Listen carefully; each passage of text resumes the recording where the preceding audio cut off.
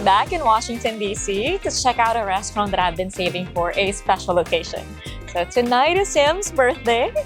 I'm taking him to Chef Aaron Silverman's Pineapple and Pearls. With high expectations and lots of excitement, let's see what Pineapple and Pearls has in store for us. This restaurant is Chef Silverman's follow-up to his wildly successful DC spot, Rose's Luxury, which also holds one Michelin star.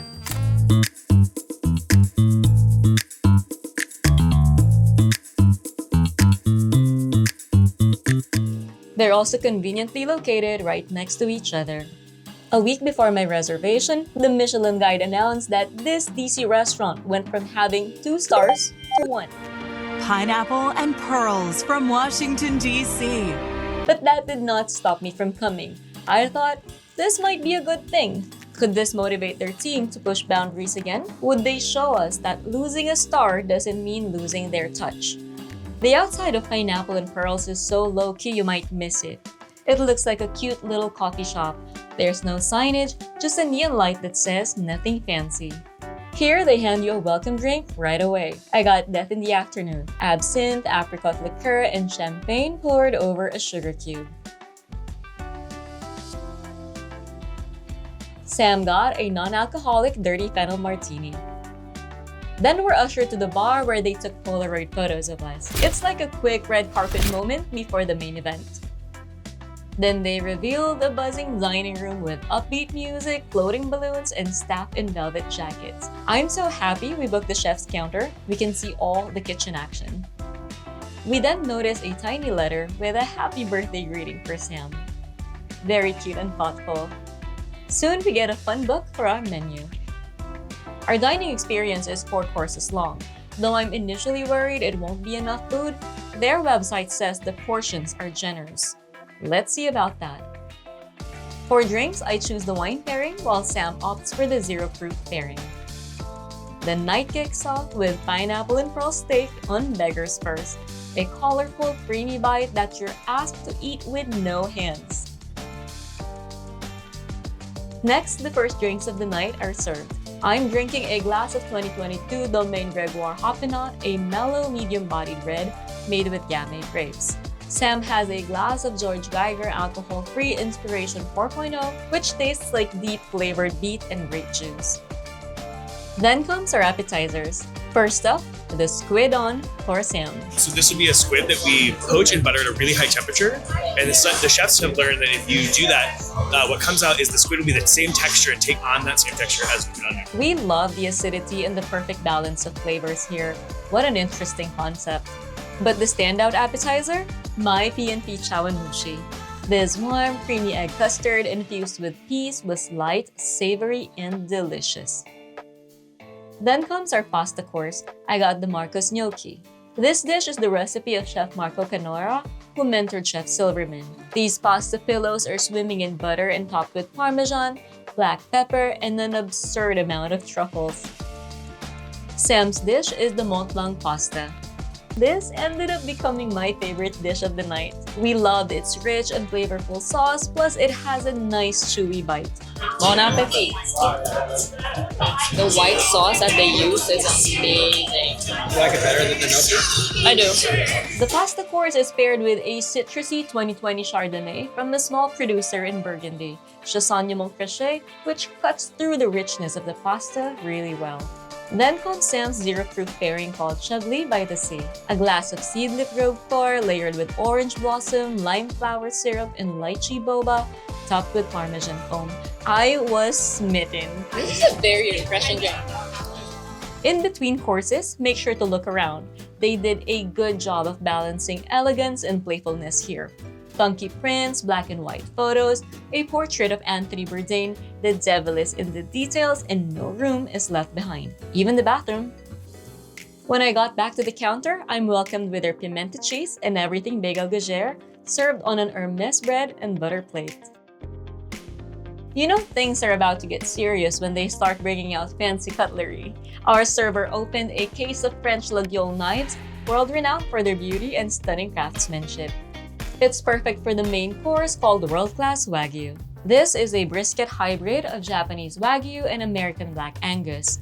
It comes with a heart of palm, stuffed with oyster and guanciale reduction, collard greens, and cornbread takoyaki. While delicious, it reminds me more of a sweet Texas barbecue brisket than the melt-in-your-mouth Wagyu I expected. The concept was ambitious, but the execution wasn't for me.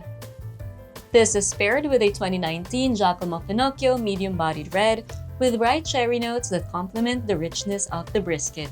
Meanwhile, Sam's Zero Proof House Red is a blend of Lobsang Suzhong tea, berry shrub, and beet juice. Before dessert is a palate cleanser named Taste the Rainbow. So here's our sorbet. We have lemon, mandarin, blood orange, and calamansi. The entire night, we sat right in front of the chef in charge of dessert. Here comes the dulce de leche brulee and pear sorbet, and the Apois ice cream and hot Grayson fondue. It is a famous funky cheese from France that we've made into ice cream. If you're a cheese lover, this is your dream dessert. Funky, thick, and creamy. But my favorite dessert of the night is the dulce de leche brulee and pear sorbet. Think of it as 3 desserts in one. Creme brulee, a pear and cardamom sorbet with a sphere of taro pearls, and a donut topped with dulce de leche glaze. Flavorful and light, honestly one of the best of the night. These are paired with a Laurent Perrier Harmony Demi-Sec Champagne, while Sam got a Dumino Sparkling Rosé Cider. Our server then asks if I want coffee, and I'm glad I said yes because, oh my goodness, it was a damn fine cappuccino. If you ever need a pick-me-up, get their coffee. You won't regret it. Pineapple and pearls make really good cappuccino too.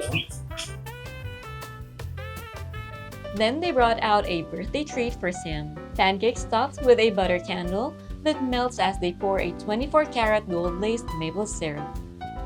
But the night isn't over yet. We are sashayed out of the dining room for another treat. It's our turn to swirl our serving of their buttered popcorn soft serve. It's my first time ever trying to make a swirl, so you bet I had fun. This soft serve was a playful touch to our celebration. When we return to our seats, we're greeted with 2 surprises on the counter.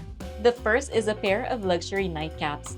Mine is a rich truffle-infused amaretto, aromatic and indulgent. Sam's is a refreshing cold compressed Earl Grey tea with peach. The second surprise is a stunning, sleek black to-go box. Inside, we find a personalized menu with Polaroid photos they took of us earlier, a match, postcards, and a large Wagyu burger, perfect as a midnight snack or, in my case, next day's lunch. And with that, our experience at Pineapple and Pearls came to an end. Alright, let's break this down. I prepaid $939.40 for the tasting menu for 2 people.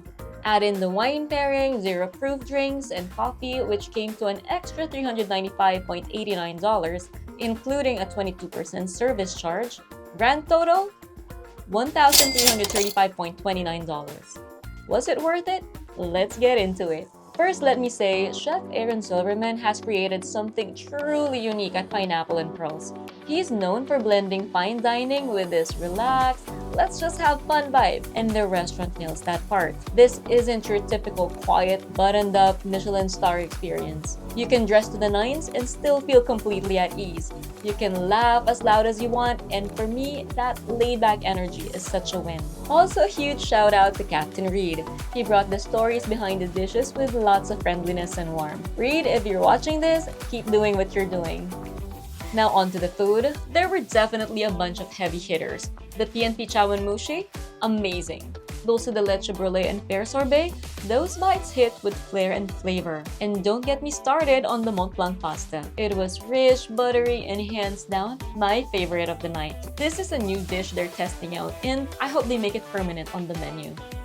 But here's the thing. For $350 per person, before tax and tip, I expected more food rather than a lot of snacks to really showcase the chef's creativity and skills. Take Rose's Luxury, for example, another one Michelin Star spot by Chef Silverman. At Rose's, I left feeling like I got more out of the experience food-wise. With Pineapple and Pearls, I couldn't shake the feeling that something was missing. If I didn't get the wine pairing, would I have left feeling full and satisfied, or would I be eating the burger right when I get to the car? The portions were small, not at all what they described on their website. Don't get me wrong, I love the theatrics and whimsy, and Pineapple and Pearls delivered on that. But for me, There needs to be a stronger balance. The fun and flair are fantastic, but I'd love to see the tasting menu reach that same level. I want to see the chef's creativity shine more through the dishes. So, would I go back? Possibly, if they add more courses. I definitely think this is the most fun Michelin spot in DC for celebrations, but it needs just a little more focus on the tasting menu experience. Will they get their 2-star status back? I hope so. And I can't wait to see what else is in store for Pineapple and Pearls. I hope you had fun discovering this restaurant with me. Subscribe to my channel for more food adventures and tell me in the comments what you think of this dining experience. See you in the next video!